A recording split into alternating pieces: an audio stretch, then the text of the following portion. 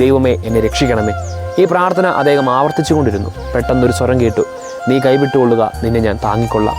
അദ്ദേഹം പറഞ്ഞു, ഇല്ല ദൈവമേ, ഞാൻ ഒരിക്കലും കൈവിടുകയില്ല. കാരണം എന്തോ ഭാഗ്യത്തിനാണ് എനിക്ക് വള്ളിയിൽ പിടുത്തം കിട്ടിയത്. ഞാനിതിൽ നിന്ന് വിട്ടാൽ ഈ കുഴിയിൽ വീണു പോകും. അങ്ങനെ ആ രാത്രി മുഴുവൻ ആ വള്ളിയിൽ തൂങ്ങിപ്പിടിച്ച് വേദന സഹിച്ച് ആ മനുഷ്യൻ കിടന്നു. പ്രഭാതമായി പതിയെ വെളിച്ചം വീണപ്പോൾ ആ കുഴിയുടെ ആഴം കണ്ട് അദ്ദേഹം ഞെട്ടി. അതൊരു ചെറിയ കുഴിയായിരുന്നു. ഒന്ന് കാല് എത്തി ചവിട്ടിയിരുന്നെങ്കിൽ ആ കുഴിയുടെ താഴ്ചയിൽ എത്തുമായിരുന്നു. അതെ, പലപ്പോഴും നമ്മുടെ ജീവിതത്തിലും ഇതുപോലെ ദൈവത്തിൻ്റെ സ്വരം നമ്മൾ കേൾക്കാറുണ്ട്. പക്ഷേ അത് തിരിച്ചറിയാൻ നമുക്ക് സാധിക്കാതെ പോകുന്നുണ്ട്. നമ്മളിപ്പോഴും നമ്മുടെ ചില ഇഷ്ടങ്ങളിലും നമ്മുടെ ചില ശീലങ്ങളിലും മുറുകെ പിടിച്ചുകൊണ്ടിരിക്കുകയാണ്. ദൈവത്തിൻ്റെ സ്വരം അനുസരിച്ച് അത് വിട്ട് നമ്മൾ ദൈവത്തിൻ്റെ വഴിയെ സഞ്ചരിക്കുമ്പോൾ ദൈവം നമുക്ക് ഒരുക്കി വച്ചിരിക്കുന്ന പല നന്മകളും പല അത്ഭുതങ്ങളും നമുക്ക് കാണാൻ സാധിക്കും.